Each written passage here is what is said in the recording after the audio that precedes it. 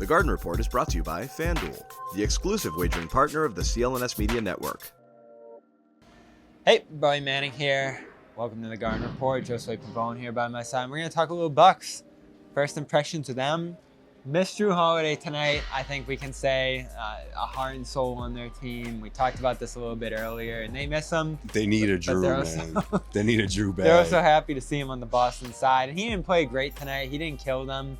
But you're seeing the Bucks go through this process, and I think they're further behind here than the Celtics are, figuring out this new look roster. Both these teams changed substantially through trades this summer, and I'm shocked. They go back down 10-0, as we talked about in the last video there, and I thought both these teams could have really challenged each other and made it tough on each other here tonight.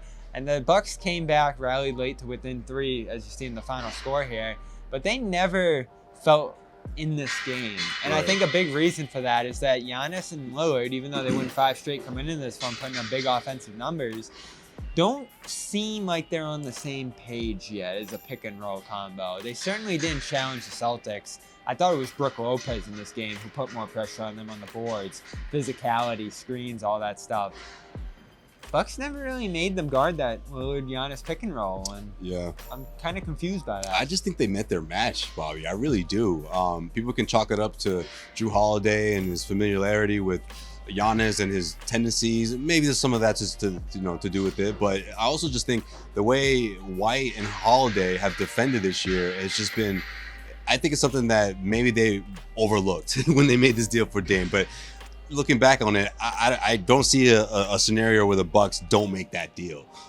Bringing Lillard in was the objective, no matter what, and it was gonna happen. They were gonna do whatever it took for that to happen. With that being said, you look at the first matchup between these two teams, and that's the biggest hole I see. They need someone like Jrue. They need a glue guy to bring everything together. They need to have a more team-oriented approach to the offense. But then you look at their talent against a team like the Celtics, and this is a significant gap, if you ask me. And I think that's why they had a really hard time of finding that significant stride, or at least being able to stay up, keep the game close throughout. The Celtics were just rolling. And look, they made a lot of three-pointers. I mean, that's a big part of this game as well. Missed some easy shots. They missed some easy shots. The Celtics were making everything, but you also have to credit the Celtics for their spacing, their approach. The Bucks just had a really tough time in defending the three-point arc. They just don't have the guys that can continuously go out there and make life harder for the Celtics. Now, if the shots aren't falling, I mean, maybe you'll get a much more competitive game, but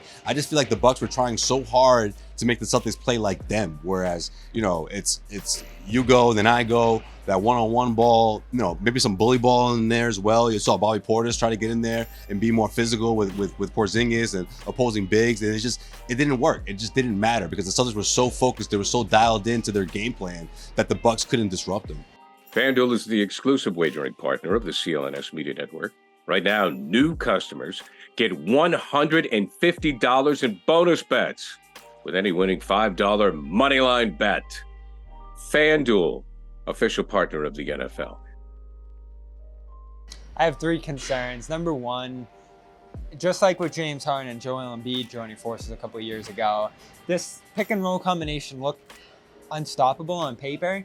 But it's more just guys going around screens and then playing one-on-one than them connecting on anything. I feel like they're not connecting or creating mismatches out of that pick and roll yet. And I don't even think they're running it often enough. Giannis isn't screening as much as you think he would be numbers-wise. He's not rolling as often as you'd like to see there. Number 2, the defense has been bad. Yeah. And the scheme and Shot the the coach, same. they've had to switch everything up. Yeah. They're ranking that bottom 10 there. This was the number 1 defense a year ago, so you're concerned about that. And then the depth. Love Andre Jackson. Brought some energy to this game, but that's a rookie playing big minutes off the bench here. Jay Crowder, is he the same? Chris Middleton.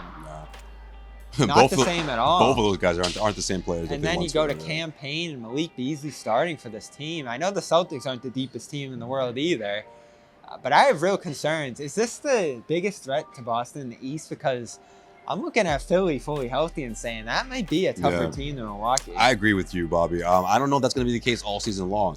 I mean, look, this has happened before, and not just with the Bucks, but just the teams in general, where it just takes time. And I think I think going into this matchup, I think they they overlook just how put together this other team is.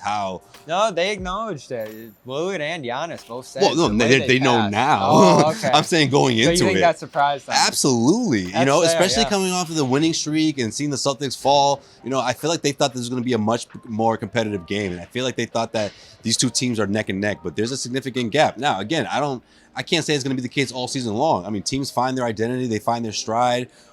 They find pieces, right? Maybe there's some sort of deal down the road, some kind of trade that brings in some pieces that can defend better, help the team identity. But it's gonna be challenging to say the least. I mean, you have to. There's other contributing factors.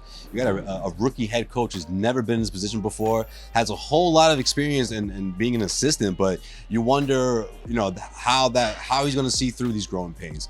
The back and forth with Giannis and Giannis not wanting to talk about it, that's not a great sign, right? But again, we have to wait and see. Maybe they're able to mend that, these obstacles. Maybe they're able to find their way. But you wonder just how better they're going to be the next time these two teams face each other.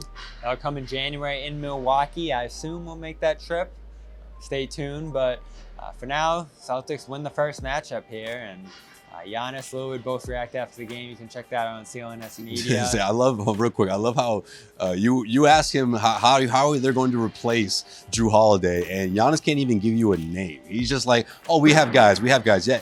Give me a couple of examples, you know what I mean? Lillard, but they're different players. Right. Well, but that's the thing though. Lillard's not going to exactly. They're different players, and I just feel like that's a big issue, I think, with this Bucks team, especially when you look at their best three against the Celtics' best three, and then the 4 and 5 positions. I just think there's a significant gap between the two. Get ready. Interesting matchups coming up here after this win. Magic in the in-season tournament. That's right. A key game for both these teams. Orlando's rolling. They're the #1 defense in the league. I think people are going to be surprised. Maybe not Celtics fans, because the Magic did beat them 3 times last year. Yeah, if you've been watching this team the last couple of seasons, you know what's up. Yeah, and they are a new level this year. I'm super impressed by them. That's an early game too, 2:30. It's going to be a good matchup. On Friday, so check that out. As well as a Hawks meeting here on Sunday, 6 o'clock. Against a team that's been scoring 140, 150 points the last couple of nights here. Trey's going to be in the building, man. We might see a shootout. We might get a shootout of last year's first round series, of course, as well, which was super competitive. We'll have coverage of all of it here on CLNS Media and Celtics All Access. Subscribe. Happy Thanksgiving, everybody. Thanks for rolling with us to start this season. Yes. It's been fun so far. We're Josue thankful. Pavon, Happy Thanksgiving, everyone. Bobby Manning. Celtics beat the Bucks here tonight. Let us know what you think of Milwaukee below, and we'll talk to you soon. I've been looking for the best deal on Celtics tickets, and with over 28 million downloads, SeatGeek is the #1 rated ticketing app. There are more than 70,000 events every single day on SeatGeek, including concerts, sports festivals, and more. You can use my code DREAMERSPRO for $20 off tickets at SeatGeek. That's $20 off your first purchase with promo code DREAMERSPRO. Make sure you check the link in the description to download the app.